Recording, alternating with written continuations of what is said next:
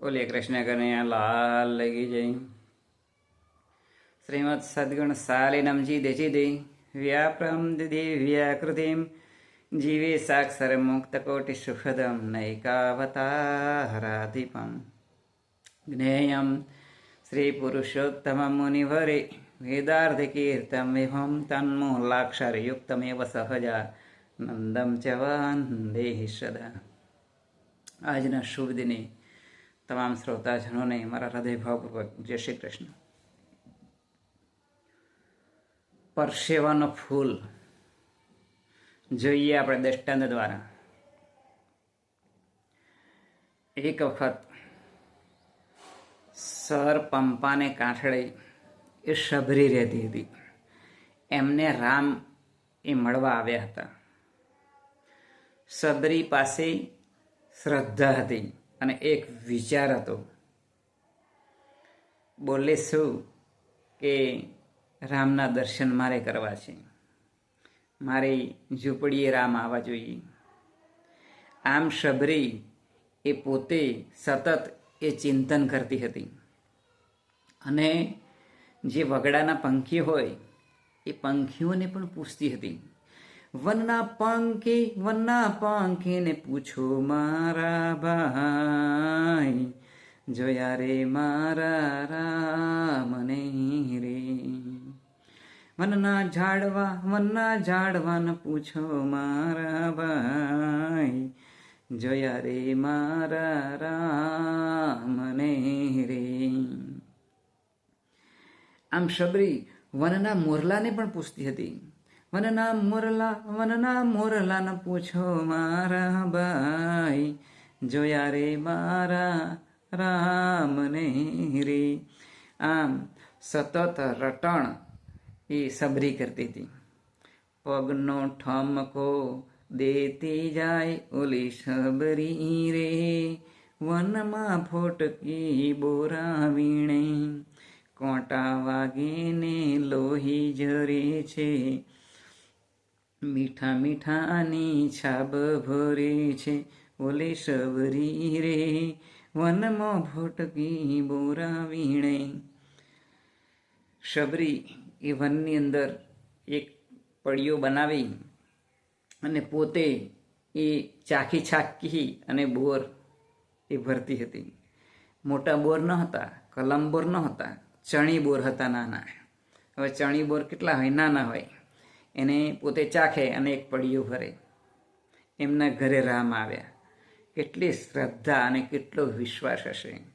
શબરી કંઈ જ ભણી નથી, કોઈ યુનિવર્સિટીમાં ગઈ નથી, કોઈ યજ્ઞ કર્યા નથી, કોઈ કથા કરી નથી, કોઈ સત્સંગ કર્યો નથી, કોઈ યજ્ઞ કર્યા નથી.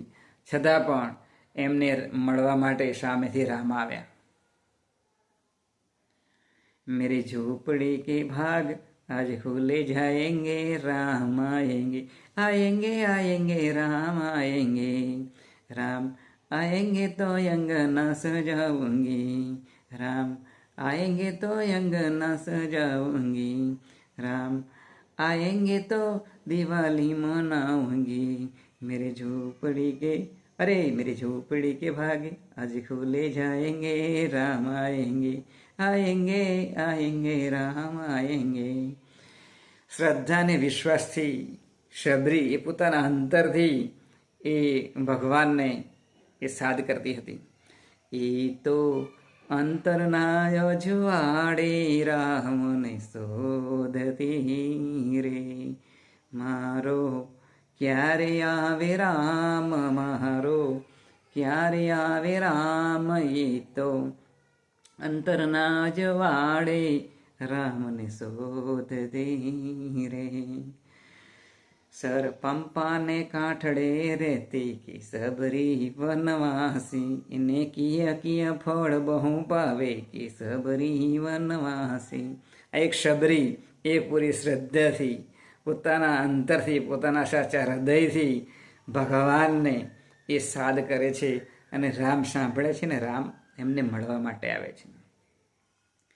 આવા સમયે રામ જ્યારે શબરીને મળવા આવ્યા એટલે એમણે ફૂલ જોયો, ફૂલ છોડ ઉપર, અને ફૂલ ક્યારેય ખરતો ન હતો અને એની સુગંધ પણ ખૂબ સુંદર આવતી હતી, ખુશનુમા એ ખૂબ સુંદર આવતી હતી.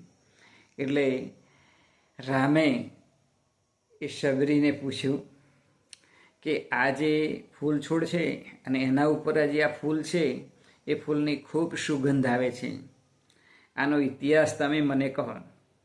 એટલે શબરીએ વાત કરી. બોલે શું? અમારી નજીક માતંગ ઋષિનો આશ્રમ છે.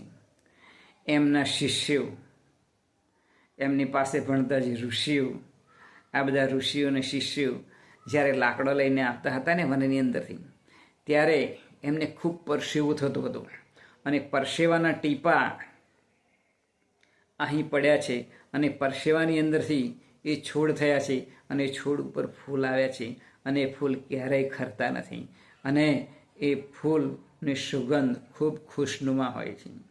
ભાઈઓ સાંભળો, બાપા સાંભળો. એક